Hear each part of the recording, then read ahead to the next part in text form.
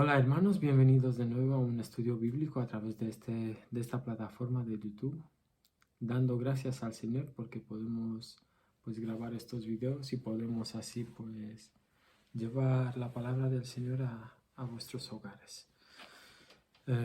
Vamos a poner este tiempo en oración y seguimos con el estudio. Señor, te damos muchas gracias por este tiempo, gracias porque podemos abrir tu palabra con libertad, Señor, podemos estudiarla, escudriñarla, Señor, y también poder compartirla con todos aquellos que conocemos, Señor. Queremos pedirte, Padre amado, que seas tú dirigiendo todo lo que se va a hacer en este estudio, Señor, que seas tú obrando para que tu palabra toque nuestros corazones, llegue a nuestros corazones, Señor, y nos ayude a ponerla en práctica, Padre amado. También queremos pedirte que este video sea de bendición para todos aquellos que lo ven y que toque los corazones de aquellos que no te conocen, Padre amado. Queremos pedirte que seas tú obrando y seas tú dirigiendo todo, Padre. En el nombre de tu Hijo amado Jesucristo. Amén. Bueno, hermanos, estamos siguiendo el libro de Jueces para ti de Timothy Keller y estamos en el capítulo 6 de Jueces, versículos del 16 al 40. Así que si me acompañan, vamos a tener la lectura bíblica. Versículo 16 del capítulo 6 de Jueces dice así: Jehová le dijo, ciertamente yo estaré contigo y derrotarás a los madianitas como a un solo hombre. Y él respondió, yo te ruego que si he hallado gracia delante de ti, me des señal de que tú has hablado conmigo. Te ruego que no te vayas de aquí hasta que vuelva a ti, y saque mi ofrenda y la ponga delante de ti. Y él respondió, yo esperaré hasta que vuelvas. Y entrando Gedeón preparó un cabrito y panes sin levadura de un efa de harina, y puso la carne en un canastillo y el caldo en una olla, y sacándolo se lo presentó debajo de aquella encina. Entonces el ángel de Dios le dijo, toma la carne y los panes sin levadura y ponlos sobre esta peña, y vierte el caldo, y él lo hizo así. Y extendiendo el ángel de Jehová el báculo que tenía en su mano, tocó con la punta de la carne y los panes sin levadura, y subió fuego de la peña, el cual consumió la carne y los panes sin levadura. Y el ángel de Jehová desapareció de su vista. Viendo entonces Gedeón que era el ángel de Jehová, dijo, ah, Señor Jehová, que he visto al ángel de Jehová cara a cara. Pero Jehová le hizo paz a ti, no tengas temor, no morirás. Y edificó ahí Gedeón altar a Jehová, y lo llamó Jehová Salom, el cual permanece hasta hoy en Ofra de los Abieseritas. Aconteció que la misma noche le dijo Jehová, toma un toro del hato de tu padre, el segundo toro de 7 años, y derriba el altar de Baal que tu padre tiene, y corta también la imagen de Asera que está junto a él. Y edifica altar a Jehová tu Dios en la cumbre de este peñasco en lugar conveniente. Y tomando el segundo toro, sacrifícalo en holocausto con la madera de la imagen de Asera que habrás cortado. Entonces Gedeón tomó 10 hombres de sus siervos e hizo como Jehová le dijo, mas temiendo hacerlo de día por la familia de su padre y por los hombres de la ciudad, lo hizo de noche. Por la mañana, cuando los de la ciudad se levantaron, he aquí que el altar de Baal estaba derribado y cortada la imagen de Asera que estaba junto a él. Y el segundo toro había sido ofrecido en holocausto sobre el altar edificado. Y se dijeron unos a otros, ¿quién ha hecho esto? Y buscando e inquiriendo les dijeron, Gedeón, hijo de Joás, lo ha hecho. Entonces los hombres de la ciudad dijeron a Joás, saca a tu hijo para que muera, porque ha derribado el altar de Baal y ha cortado la imagen de Asera que estaba junto a él. Y Joás respondió a todos los que estaban junto a él, ¿contenderéis vosotros por Baal? ¿Defenderéis su causa? Cualquiera que contienda por él, que muera esta mañana. Si es un Dios, contienda por sí mismo con el que derribó su altar. Aquel día Gedeón fue llamado Jerobaal, esto es, contienda Baal contra él, pero por cuanto derribó su altar. Pero todos los madianitas y amalecitas y los del oriente se juntaron a una, y pasando acamparon en el valle de Jezreel. Entonces el espíritu de Jehová vino sobre Gedeón, y cuando éste tocó el cuerno, los abieseritas se reunieron con él, y envió mensajeros por todo Manasés, y ellos también se juntaron con él. Asimismo envió mensajeros a Aser, a Zabulón y a Neftalí, los cuales salieron a encontrarles. Y Gedeón dijo a Dios: si has de salvar a Israel por mi mano, como has dicho, he aquí que yo pondré un vellón de lana en la era. Y si el rocío estuviere en el vellón solamente, quedando seca toda la otra tierra, entonces entenderé que salvarás a Israel por mi mano, como lo has dicho. Y aconteció así, pues cuando se levantó de mañana, exprimió el vellón y sacó de él el rocío, un tazón lleno de agua. Mas Gedeón dijo a Dios: no se encienda tu ira contra mí, si aún hablare esta vez solamente probare ahora otra vez con el vellón. Te ruego que solamente el vellón quede seco y el rocío sobre la tierra. Y aquella noche lo hizo Dios así, solo el vellón quedó seco y en toda la tierra hubo rocío. Hasta aquí la lectura, hermanos.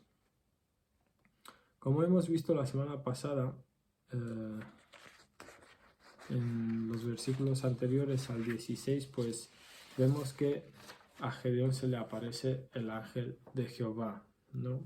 En el versículo 11 y 12 dice: y vino el ángel de Jehová y se sentó debajo de la encina que está en Ofra, la cual era de Joás Abieserita, y su hijo Gedeón estaba sacudiendo el trigo en el lagar para esconderlo de los madianitas. Y el ángel de Jehová se le apareció y le dijo: Jehová está contigo, varón esforzado y valiente. Si nos damos cuenta, Gedeón está poniendo al principio excusas, ¿no? Cuando el Señor le dice: por tu mano salvaré a Israel, libraré a Israel, ¿no? En el versículo 14, y mirándole Jehová le dijo: ve con esta tu fuerza y salvarás a Israel de la mano de los madianitas. ¿No te envío yo? ¿No? Pues él enseguida pone excusas. Siendo el hijo menor de la casa de su padre, una familia que no era muy conocida en esas tierras, tampoco eran personas muy distinguidas, personas que sean importantes en esa época, y además de eso, pues era el menor de la familia, ¿no? Con lo cual era una persona que prácticamente en aquella época era una persona insignificante, ¿no? Pero además de eso, vemos que a pesar de que Gedeón era de un carácter muy débil, Dios le dijo que él sería quien librara al pueblo de Israel, ¿no? Y en estos versículos, en los siguientes versículos, lo que estamos viendo es que Dios le está ofreciendo su compañía, le está ofreciendo la ayuda en esta tarea de librar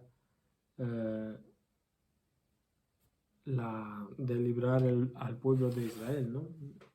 Le está ofreciendo la ayuda en esta tarea y en esta gran responsabilidad que le había encomendado. Pero claro, Gedeón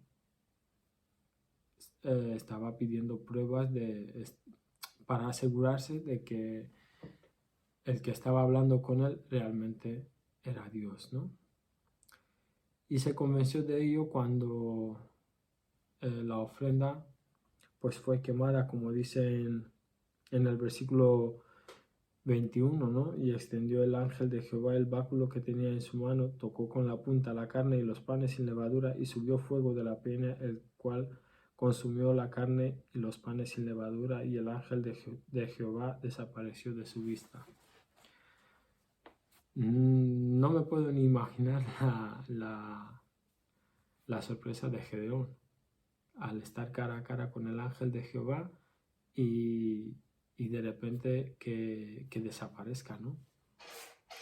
Me imagino cómo nos sentiríamos nosotros, cómo me sentiría yo estar cara a cara con el Señor y poder tenerlo ahí y verle, ¿no?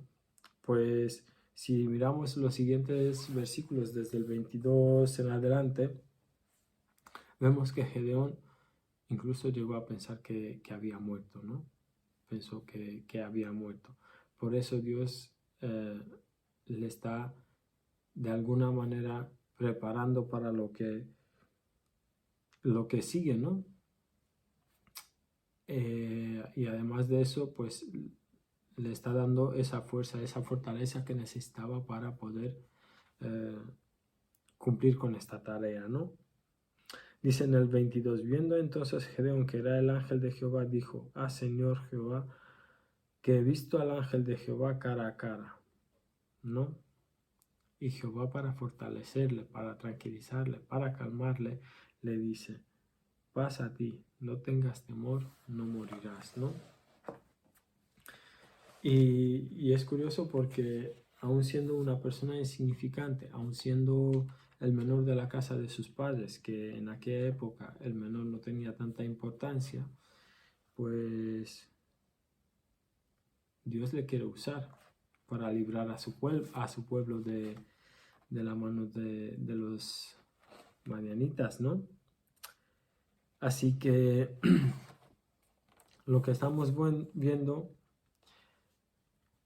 es que Dios le escoge, se aparece delante de él para explicarle lo que quiere hacer. Y a la vez cuando Gedeón se asusta, Dios le está tranquilizando, ¿no?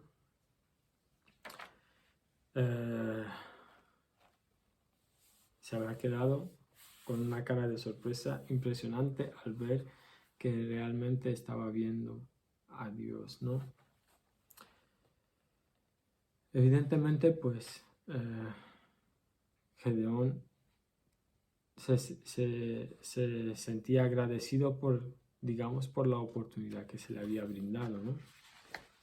Aunque seguía teniendo cierto temor en cuanto a lo que tenía que hacer, ¿no? Dios le había encomendado una tarea y ahí empieza la aventura de Gedeón. Pero Gedeón tenía miedo. Si nos fijamos en el versículo 25, dice, aconteció que la misma noche le dijo Jehová, toma un toro del hato de tu padre, el segundo toro de 7 años, y deriva el altar de Baal que tu padre tiene, y corta también la imagen de Asera que está junto a él. ¿No? Las instrucciones son muy claras. Haz esto, deriva el altar de Baal y corta la imagen de Asera que está junto a él. Y después de todo eso edifica altar a Jehová tu Dios en la cumbre de este peñasco en lugar conveniente, y tomando el segundo toro, sacrifícalo en holocausto con la madera de la imagen de Asera que habrás cortado. ¿Y qué hizo Gedeón? En lugar de obedecer a Dios y cumplir lo que se le había encomendado, pues por miedo no lo hizo en el día, ¿no? Si se lo dijo por la noche, pues al día siguiente debería haberse puesto con la tarea, pero esperó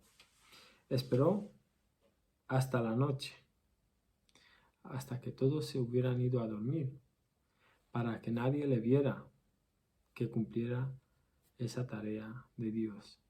Y no era porque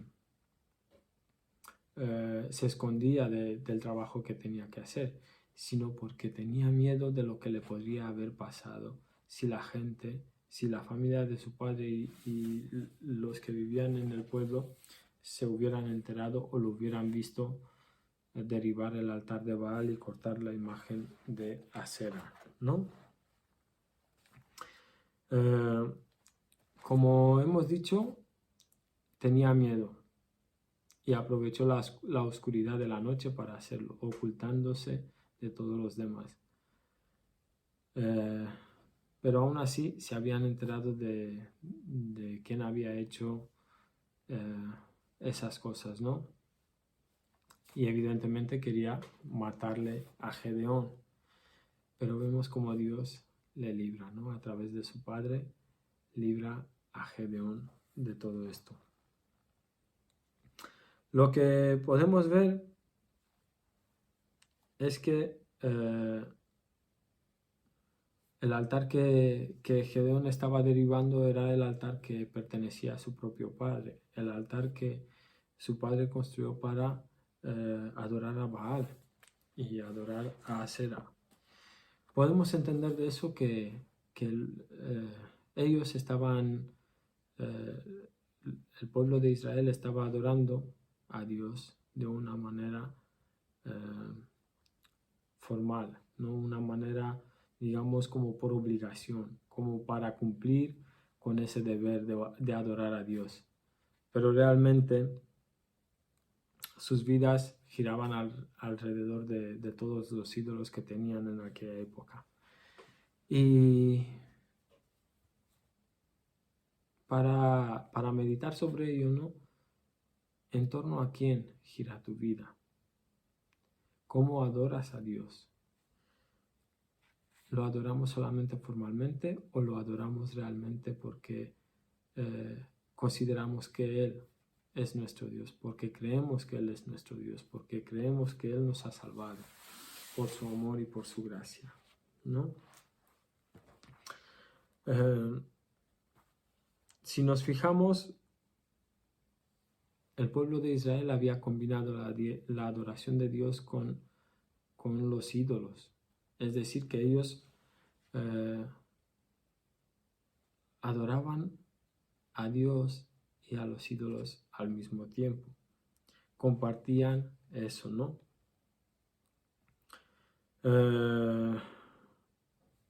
Si nos fijamos, por ejemplo, los que se ocupaban, los que eran agricultores, pues adoraban al ídolo de la agricultura. Los que tenían comercios, negocios, adoraban al ídolo de los negocios.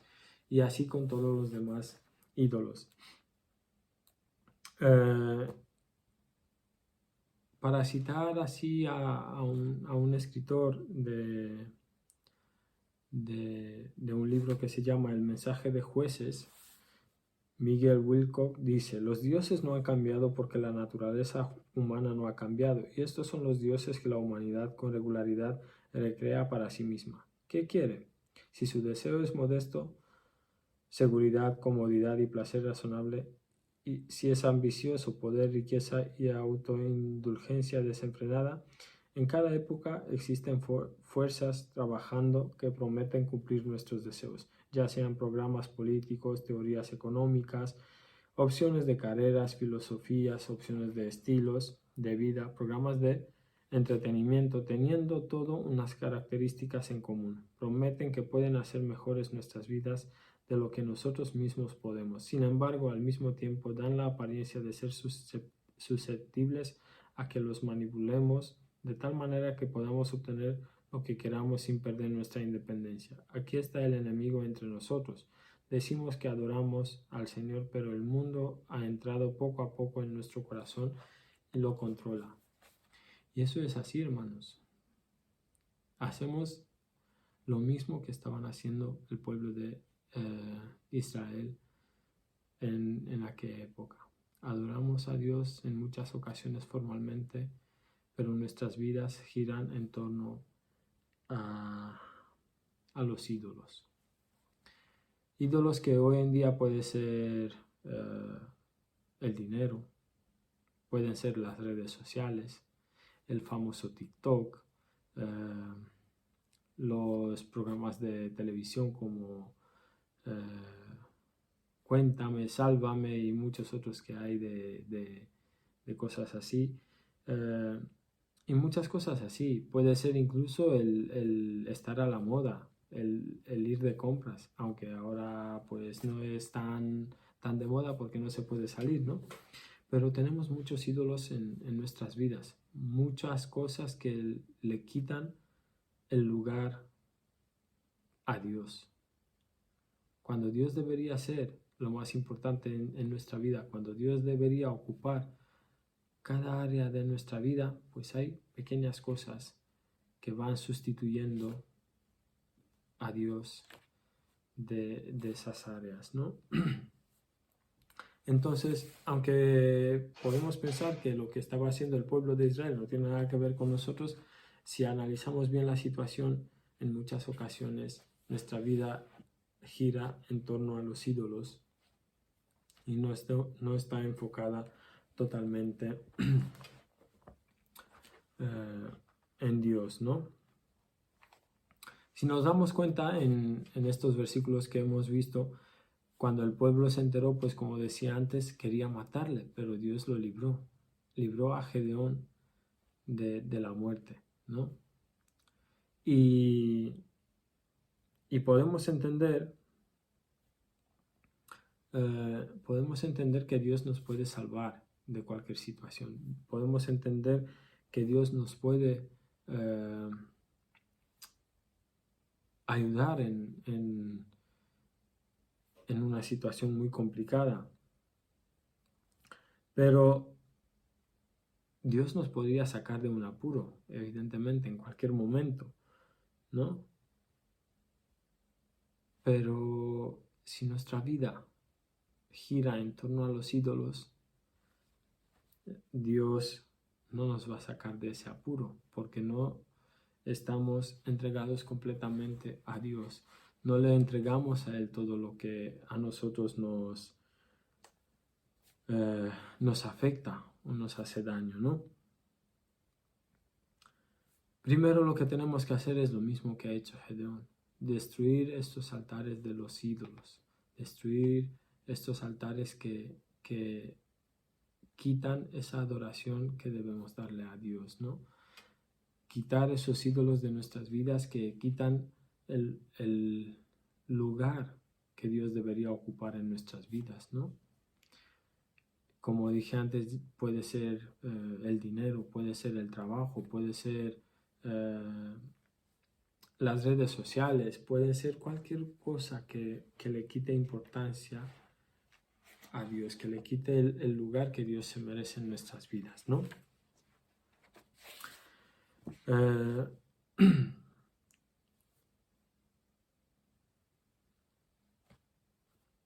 Para entender un poco eso, Gedeón, cuando destruye el altar de Baal y corta la imagen de Asera, lo que hace es pedirle a Dios que ocupe cada área de su vida. Él decide quitar a los ídolos de su vida para que Dios tome total control de su vida, ¿no?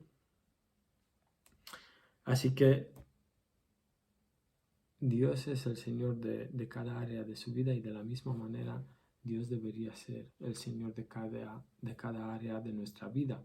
Imaginaros que en cuanto al trabajo no lo entregamos al Señor, sino que pensamos que nosotros mismos podemos hacernos cargo de cualquier situación que pasemos en nuestro trabajo.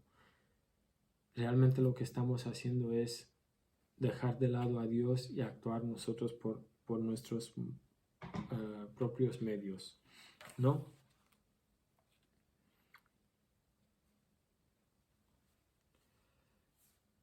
Lo que necesitamos es tener a nuestro Señor Jesucristo íntegramente en nuestra vida, ocupando cada rincón de nuestra vida, cada área de nuestra vida, ¿no? Nuestro Señor no necesita añadirle requisitos, no necesita añadirle nada para que seamos felices, ¿no? Solamente con Él basta. Basta tenerlo a Él en nuestra vida.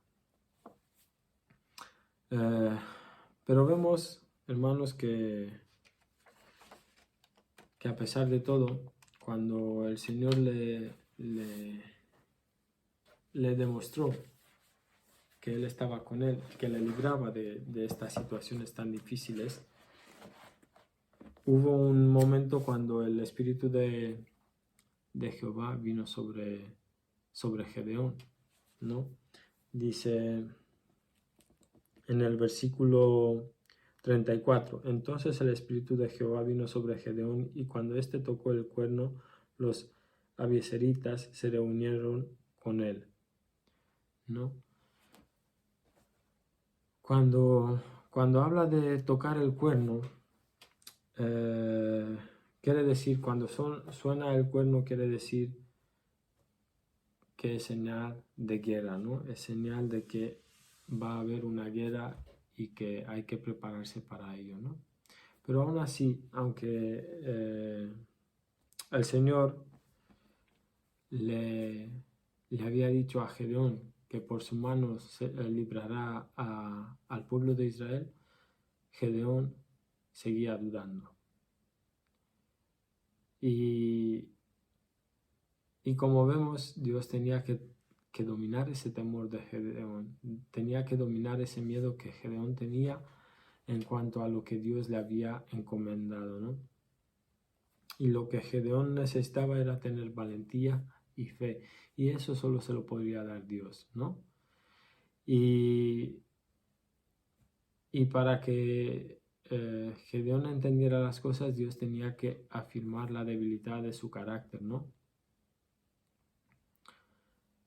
Y lo que hizo pues fue llenar a Gedeón de su espíritu, ¿no? Como dice en el versículo 34 que acabamos de ver, y mostrarle lo que quería hacer, ¿no? Como decía, el sonido del cuerno significaba guerra, y una vez que se toca el cuerno, el pueblo sabía que significa el comienzo de la guerra contra los amalecitas. Y enseguida, al escuchar el sonido del cuerno, el pueblo se juntó, se reunió con Gedeón, ¿no?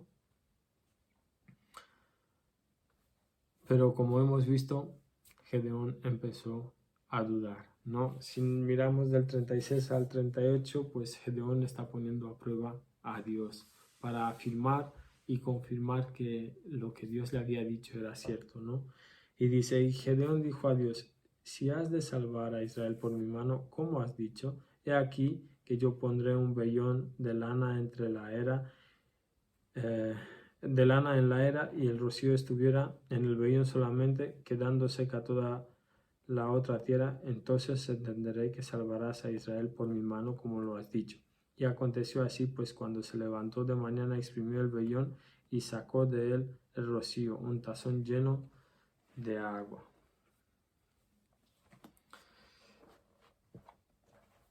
Vemos que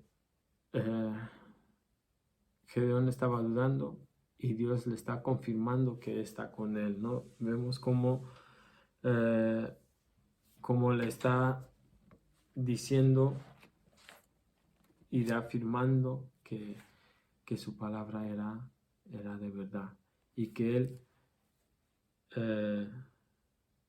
es fiel a lo que ha dicho, ¿no? Pero no fue suficiente con eso, no fue suficiente con la primera prueba que le pidió, sino que le pidió otra prueba más, ¿no? Que era lo contrario de lo que le había pedido el primer día. Parece que no tiene ningún sentido, ¿no? Pero Gedeón realmente tenía miedo. Tenía tanto miedo que no estaba seguro de lo que Dios le había pedido. No estaba seguro de que realmente Dios estaría presente en esta tarea tan grande.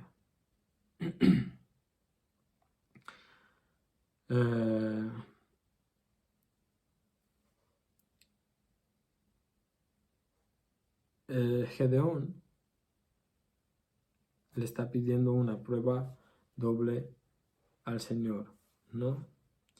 Podemos entender que él no tenía como nosotros ahora mismo la palabra de Dios a su alcance. Él no tenía esa cercanía con Dios como tenemos nosotros ahora mismo, la cercanía con nuestro Señor, ¿no? Y podemos entender que incluso podría ser normal que dudara de lo que le decía el Señor, ¿no? Pero aún así no podemos usar esto como una excusa, como un justificante, una justificación para pedir señales al Señor, ¿no? Puede ser que en ocasiones lo estamos haciendo también, ¿no?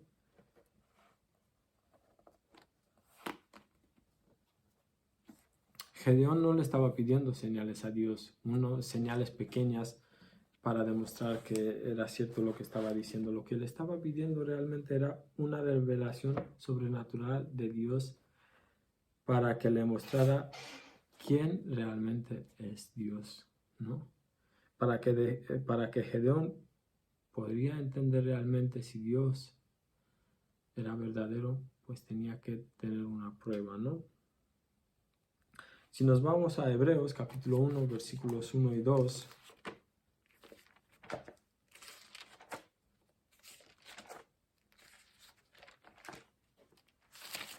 Hebreos capítulo 1, versículos 1 y 2 dice: Dios, habiendo hablado muchas veces y de muchas maneras en otro tiempo a los padres de los profetas, en estos postreros días nos ha hablado por el Hijo, a quien constituyó heredero de todo y por quien asimismo hizo el universo, ¿no? Dios a Gedeón le mostró quién es, le mostró la perspectiva de quién es, ¿no?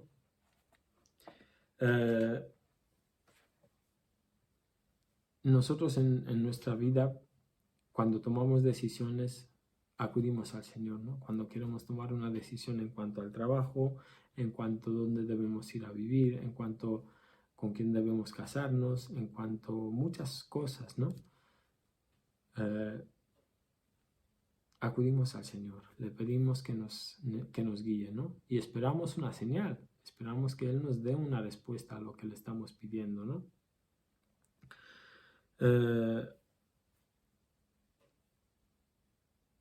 Pero ¿qué sucede? Que las respuestas las tenemos en muchas ocasiones enseguida o a veces tarda, ¿no? Pero lo que estamos viendo en este estudio no trata sobre eso, no trata sobre cómo tomar una decisión o cómo ver si lo que Dios quiere para nosotros es verdad o no. Lo que está tratando este estudio es de cómo tenemos que pedirle a Dios que nos guíe, que nos dé la perspectiva de quién es Él, ¿no? ¿Cómo podríamos hacerlo? Pues buscando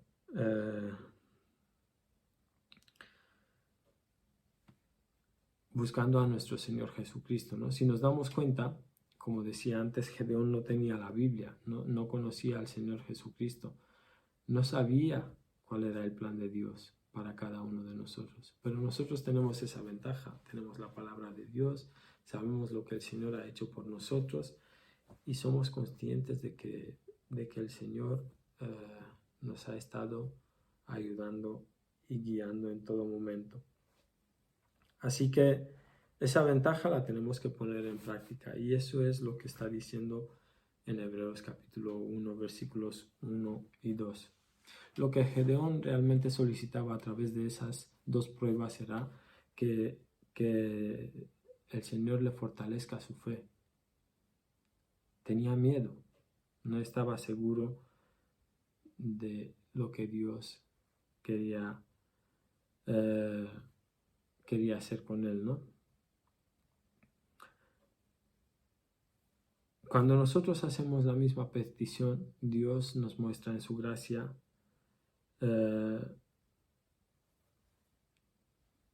que Él está con nosotros, ¿no? Él nos muestra su carácter y su propósito, y lo muestra a través de nuestro Señor Jesucristo. Cuando llegamos a dudar de la presencia del Señor, cuando llegamos a dudar de las promesas de Dios, cuando nos encontramos en la misma situación que Gedeón, pues lo que podemos hacer es pedirle a su Hijo que nos ayude, que ayude en nuestra incredulidad, como podemos ver en Marcos capítulo 9, versículo 24. Vamos a leer. Marcos capítulo 9, versículo 24.